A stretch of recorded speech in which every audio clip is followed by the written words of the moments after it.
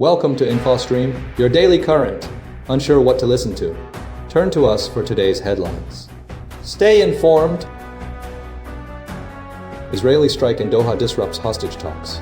Israel strike in Doha causes diplomatic issues. Anti-Islamic gang secures Gaza aid sites controversially. Drone strike in Gaza sparks controversy and claims. NATO shoots down Russian drones in Poland. Russia intensifies attacks in Ukraine. Ukraine adjusts travel policy and faces manpower concerns. Trump's strike on Qatar damages his credibility. Trump pushes for tariffs on China and India. Fed Governor Cook faces a battle. Trump's dining experience signals policy changes. Trump's policies face legal challenges. Supreme Court pauses aid freeze. Business leaders urge immigration strategy changes. GOP Senator delays DHS nominees. Israeli strike in Doha threatens hostage negotiations. Recent events involving an Israeli airstrike in Doha, Qatar, significantly complicate ongoing efforts to secure the release of hostages held by Hamas. The operation, targeting Hamas's political leadership, including chief negotiator Khalil al-Hayya, represents a stark departure from previous diplomatic strategies and raises serious concerns about the future of hostage negotiations. The immediate aftermath of the strike saw Israel publicly claiming responsibility, a move considered unprecedented given the sensitive nature of the location and the ongoing mediation efforts.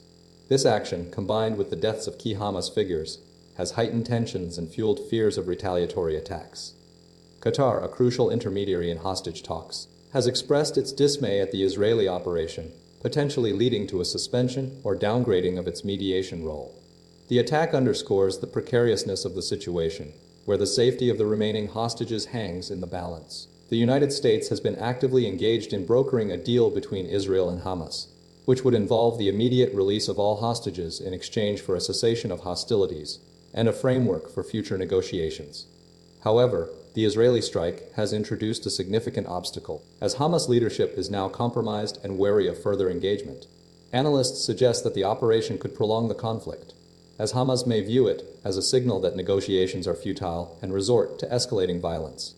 The risk of harm to the hostages has increased dramatically, with Hamas potentially utilizing them as leverage in future attacks.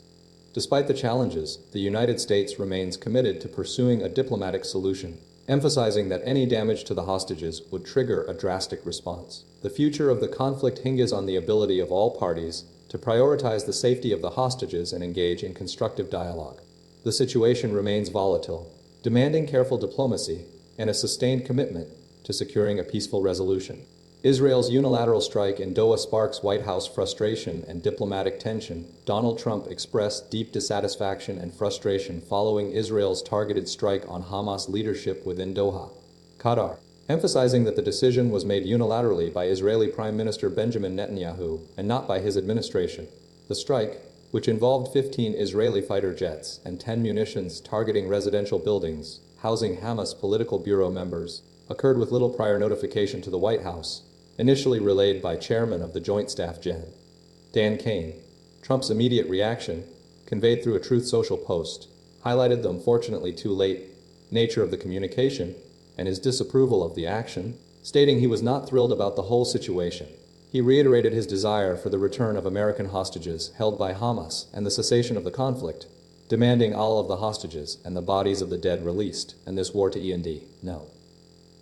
White House officials, including Special Envoy Steve Witkoff, had engaged in discussions with Israeli advisors, including Ron Dermer, the day prior, but were not alerted to the impending attack. Qatar's foreign ministry strongly condemned the strike as a blatant violation of international law and expressed outrage at the lack of prior notification.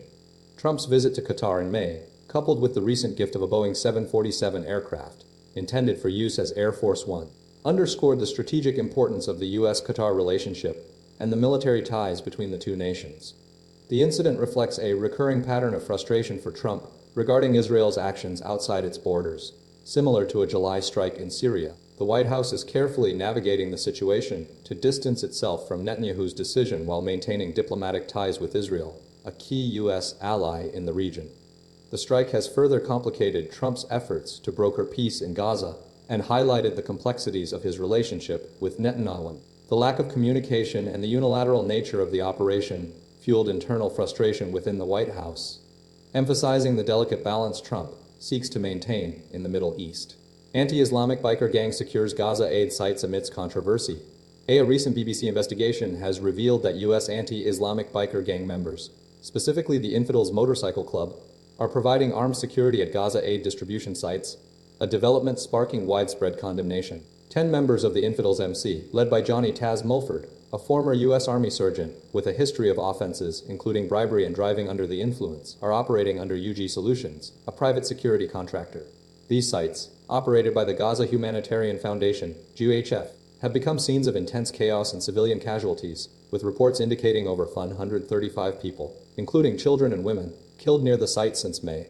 The Infidels MC, founded in 2006 by U.S. military veterans and adopting a crusader identity referencing medieval Christian military campaigns, has a documented history of anti-Muslim rhetoric, including a pig roast held in defiance of Ramadan and Islamophobic posts on its Facebook page. The gang's activities are further complicated by the use of slogans, such as Make Gaza Great Again and Surf All Day, Rockets All Night. Gaza Summer 25, reflecting a provocative and potentially inflammatory attitude. UG Solutions, based in North Carolina, defends its hiring practices, stating that background checks are conducted and that Mulford is a trusted and respected figure with extensive experience. However, the company has admitted to the use of warning shots to disperse crowds, and recent reports highlight Mulford's arrest 2 years ago for drunk driving and a previous DUI charge dating back a decade. Concerns have also been raised regarding the gang's potential involvement in civilian deaths near the aid sites, with the UN suggesting most killings were carried out by Israeli security forces. The Infidels MC operates in 15 U.S. states and 1 in Germany, and the group's presence at Gaza's aid sites has drawn criticism from organizations like the Council on American-Islamic Relations, KAIR, which describes the situation as akin to putting the KKK in charge of delivering humanitarian aid. The investigation highlights a troubling combination of factors: the gang's extremist views, the company's questionable hiring practices, and the resulting vulnerability of civilians seeking essential aid. The ongoing situation underscores the complex dynamics of the Israeli-Palestinian conflict and the potential for misdirected security arrangements to exacerbate humanitarian crises. Gaza Flotilla Incident Drone Strike Claims and Controversy. A Gaza-bound humanitarian flotilla, the Global Sumud Flotilla GSF, reported being struck by a drone off the coast of Sidi Bou Said, Tunisia, resulting in damage to their vessel, the family boat. Organizers claim an incendiary device, likely dropped by a drone, caused a fire on board, though all 6 passengers and crew were confirmed safe. Tunisian authorities initially dismissed the drone claim, attributing the explosion to an internal incident, but subsequent analysis by Mackenzie Intelligence Services suggests a drone was used to maneuver over the ship before the device was released. This incident follows previous allegations of drone attacks against aid ships attempting to reach Gaza. In May, the Freedom Flotilla reported a similar attack on its ship, the Conscience, off the coast of Malta, with the Maltese government confirming the safety of the crew after a fire was brought under control. The GSF's mission aims to break Israel's illegal siege on Gaza, a stated objective that has repeatedly drawn the ire of Israeli authorities. The Israeli government has consistently characterized these flotilla attempts as publicity stunts lacking genuine humanitarian value. Following the June detention of 12 activists, including Greta Thunberg, on a similar mission, Israeli forces escorted the activists to Ashdod and subsequently deported them. Israeli Prime Minister Benjamin Netanyahu welcomed the U.S. sanctions imposed on Francesca Albanese, a UN Human Rights Council special rapporteur and Tunisian resident, labeling them a firm measure against the mendacious smear campaign against Israel. Albanese, present at Sidi Bou Said port, is investigating the facts alongside local authorities. The incident highlights ongoing tensions surrounding aid efforts to Gaza and raises concerns about potential attacks against maritime vessels. The GSF's mission continues despite previous setbacks, and the investigation into the precise circumstances of the drone strike is ongoing, with differing accounts between the flotilla organizers and Tunisian authorities. NATO shoots down Russian drones in Polish airspace, heightening tensions. Multiple Russian drones infiltrated Polish airspace overnight, triggering a significant escalation in the Russia-Ukraine conflict and prompting a rapid response from NATO. Polish officials confirmed the downing of 3 drones, with some reports suggesting as many as 4, following a night of intense attacks on Ukraine. The incursions occurred amidst a surge in Russian drone and missile strikes targeting Ukrainian infrastructure, including residential areas and Kyiv. The incident brought Poland, a NATO member, to the brink of open conflict, with Prime Minister Donald Tusk characterizing the situation as the closest it has been to war since World War II. The drones, believed to be Iranian-designed Shaheds, were shot down by Polish and NATO aircraft, including F-35 and F-16 jets, demonstrating a swift and coordinated defense. U.S. President Donald Trump, following the developments, expressed bewilderment at the situation, highlighting the potential for further escalation. White House officials confirmed Trump was planning to speak with Polish President Karol Nawrocki. NATO's response underscored the alliance's collective defense commitment, with Secretary General Mark Rutte condemning Russia's reckless behavior and emphasizing NATO's readiness to defend every inch of its territory. Polish authorities closed airspace over Warsaw International Airport and other airports due to the military activity, and announced the closure of its eastern border with Belarus in connection with ongoing Russian-Belarusian military exercises. The drone attacks coincided with a summit between Putin Xi Jinping and Kim Jong-un, raising concerns about a potential shift in geopolitical dynamics. The incident highlighted the ongoing intensity of the conflict and the potential for further escalation, with NATO members bracing for a heightened security environment. The sheer number of drones used in the attack, over 800, underscored Russia's expanded offensive capabilities. The event prompted renewed calls for stronger Western support for Ukraine and intensified scrutiny of Russia's intentions. The situation remains fluid, with ongoing military activity and diplomatic efforts aimed at de-escalating the crisis. Escalating Russian attacks intensify in Ukraine. Recent developments paint a grim picture of escalating Russian military actions across Ukraine, marked by increased lethality and broader targeting strategies.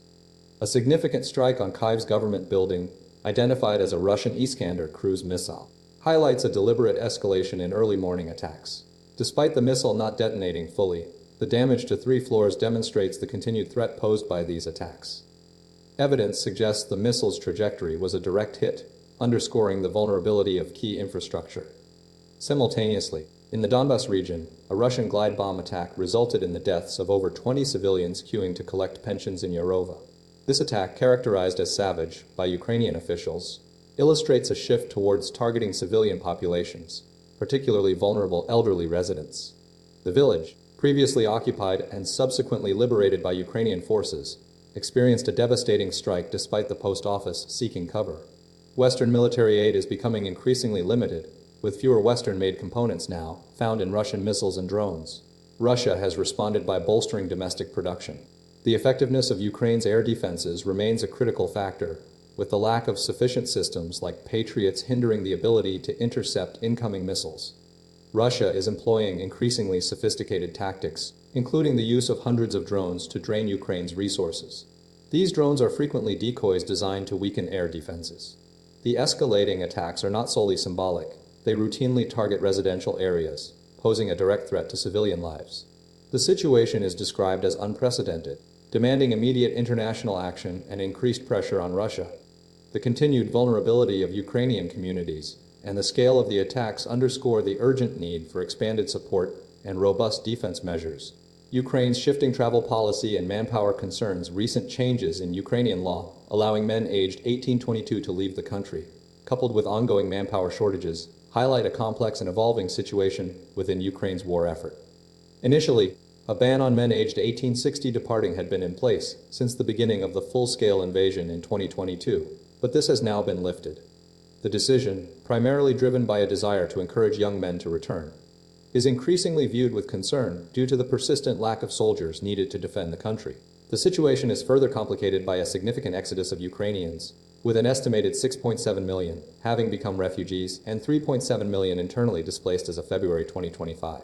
The overall population has decreased by 10 million.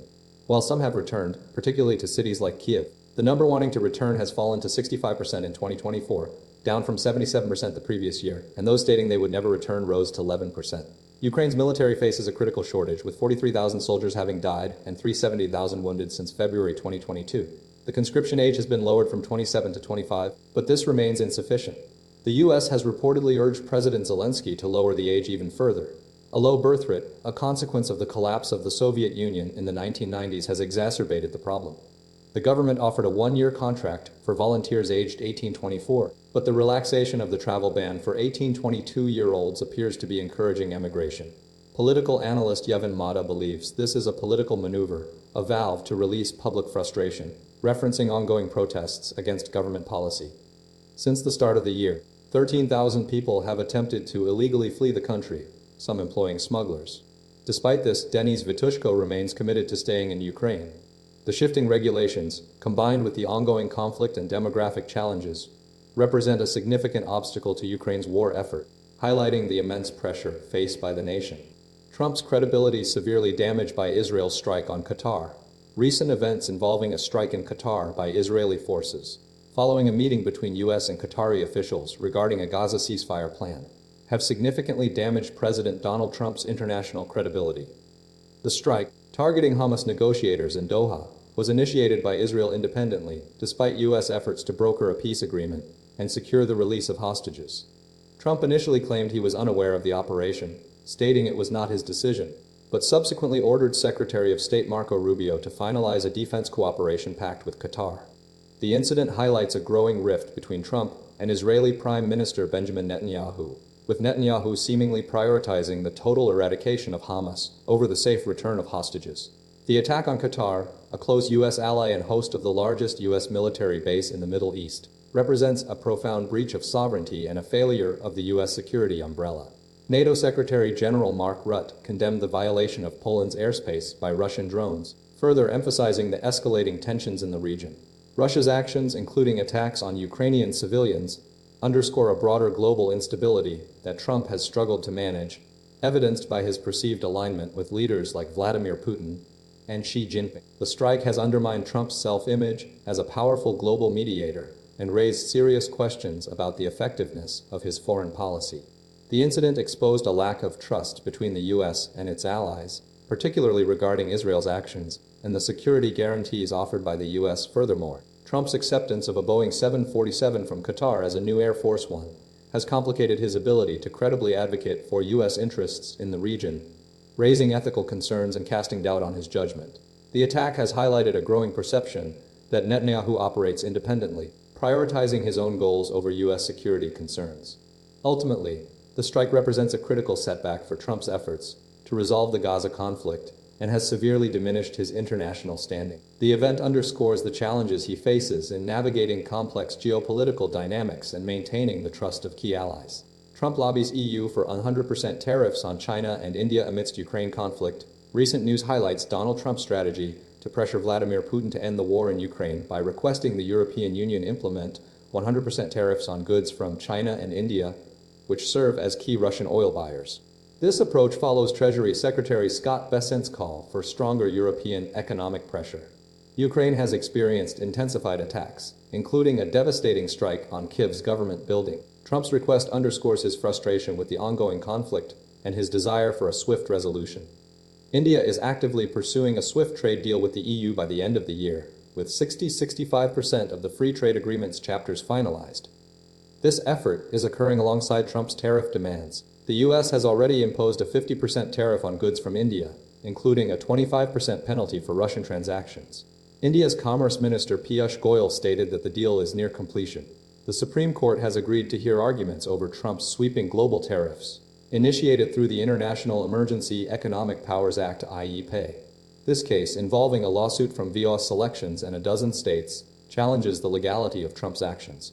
The court consolidated the cases with a similar appeal filed by two toy companies. The court's decision will significantly impact ongoing trade policies and potentially affect billions in collected tariffs. The Supreme Court's intervention comes as the U.S. economy faces challenges, including weakening labor market data and rising inflation. Concerns exist regarding the potential disruption of trade deals and the handling of collected tariffs if the court rules against Trump's actions. The government could face difficult decisions regarding refunds or alternative approaches. Trump's strategy utilizes both IEPA and Section 232 authority, with the latter allowing for tariffs based on national security grounds. Despite these options, the legal challenges and potential disruption of trade agreements create uncertainty for both the U.S. and global economies. The court's decision will be a pivotal moment in shaping international trade relations and the ongoing conflict in Ukraine. Fed Governor Lisa Cook battle intensifies. A federal judge has temporarily blocked President Donald Trump's attempt to remove Federal Reserve Governor Lisa Cook, a pivotal moment in a legal battle over the independence of the central bank. The ruling, issued by Judge Gia Cobb, stems from Trump's allegations of mortgage fraud involving Cook, claims that the Justice Department is now investigating. Cobb's decision effectively halts the administration's effort to oust Cook, a Biden appointee, citing concerns about the potential for politically motivated interference in the Fed's operations. The core of the dispute revolves around the definition of cause for removing a Fed governor, a provision outlined in the Federal Reserve Act. Trump's administration argues that Cook's actions constituted cause, while Judge Cobb contends that cause is limited to concerns about a governor's ability to faithfully execute their duties while in office. The judge's ruling suggests that a removal based solely on policy disagreements would be an absurd result, preventing any insulation for board members. The White House, through spokesperson Kush Desai, maintains that Trump lawfully removed Cook for cause, citing credible allegations of mortgage fraud. However, Cook's legal team, led by Abba David Lowell, argues that the administration's attempt to redefine cause is an attempt to circumvent a Supreme Court decision limiting presidential power over the Fed. Lowell emphasized the importance of safeguarding the Fed's independence from political interference. This legal challenge carries significant implications for the Fed's ability to set interest rates without political pressure. Trump has repeatedly criticized the Fed's policies, particularly its reluctance to cut interest rates despite concerns about the impact of his trade policies. The Fed is scheduled to meet next week and is widely expected to deliver the first interest rate cut since December, but the ongoing legal battle adds considerable uncertainty. Furthermore, the administration's efforts extend beyond Cook, aiming to secure a majority on the 7-member Board of Governors. A successful removal of Cook would leave only 2 governors appointed by a Democratic president on the board, significantly shifting the balance of power. The situation highlights a broader assault by the Trump administration on the Fed's autonomy, including criticism of its headquarters renovation project. The Fed's independence is at risk, and the legal battle is likely to continue, potentially reaching the Supreme Court. Trump's D.C. dining experience signals continued crime crackdown and expansion plans. Recent news coverage highlights several developments stemming from President Donald Trump's first meal outside the White House since taking office, alongside key actions regarding Washington, D.C.'s security situation and broader policy initiatives. The core of the coverage centers on Trump's dinner at Joe's Seafood, prime steak and stone crab, marking a shift in his routine and signaling a perceived improvement in the city's safety. Following the expiration of the 30-day federal emergency declaration, the administration maintains a significant federal law enforcement presence in D.C. Though the immediate authority to control the city's police department has ended, the administration intends to continue deploying federal resources and is reportedly considering expanding its efforts to other cities, potentially announcing a new operation as early as tomorrow. House Republicans are preparing to introduce a series of bills aimed at further limiting D.C.'s self-governance, imposing stricter criminal justice penalties, and rolling back prior reforms. These proposals include measures to curtail the city's judicial independence and establish a program to beautify public spaces, alongside legislation to lower the age for juvenile offenders to be tried as adults. Trump's dinner itself was punctuated by a brief protest, with a small group of demonstrators chanting slogans related to the city and Palestine. Following the incident, Trump asserted that D.C. is now as safe as there is in the country, and indicated that this success would justify further intervention in other cities. The administration's actions in D.C. have coincided with a reported decrease in crime rates and the detention of hundreds of individuals suspected of being in the United States illegally. However, tourism numbers have declined, and some local restaurants are experiencing reduced customer traffic. The Republican-led effort to reshape D.C.'s governance reflects a broader strategy of leveraging federal authority to address perceived issues in Democratic-controlled urban centers. The continued deployment of federal resources, coupled with legislative action, represents a significant shift in the administration's approach to domestic policy. The situation remains dynamic, with ongoing debates over the appropriate role of the federal government in local affairs and the potential for further escalation as the administration pursues its agenda. The administration's focus on crime reduction and its willingness to utilize federal resources to achieve this goal are expected to remain central to its strategy. Trump's increasingly militaristic policies and legal challenges, and Donald Trump's administration is pursuing a markedly more militaristic approach, characterized by rebranding the Department of Defense as the Department of War, deploying National Guard troops to cities like Washington, D.C. and Los Angeles, and escalating military actions abroad.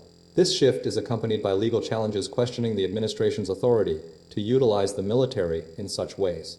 A central element of this strategy involves designating drug cartels as terrorist organizations, justifying military strikes against them. particularly in the Caribbean. The administration's strike on a Venezuelan boat suspected of carrying narcotics sparked significant controversy, with critics questioning its legality and the administration's justification for using lethal force without prior congressional approval or clear evidence of an imminent threat. The administration defended the action as a message to other drug traffickers and indicated further strikes were planned. Legally, the deployment of National Guard troops in Los Angeles led to a judge ruling that Trump and Defense Secretary Pete Hegseth violated the Posse Comitatus Act, which prohibits the use of federal military personnel to enforce civilian laws. This ruling highlights the ongoing legal battles surrounding the administration's actions. Beyond the Caribbean, Trump has signaled a willingness to escalate military interventions, including exploring options for military strikes within Venezuela and potentially intervening in Israel's operations. He has also expressed interest in controlling strategic locations like the Panama Canal, raising concerns about potential territorial ambitions. The administration's rhetoric has been increasingly bellicose, exemplified by Trump's meme referencing Apocalypse Now, and Vice President J.D. Vance's dismissive response to concerns about a war crime.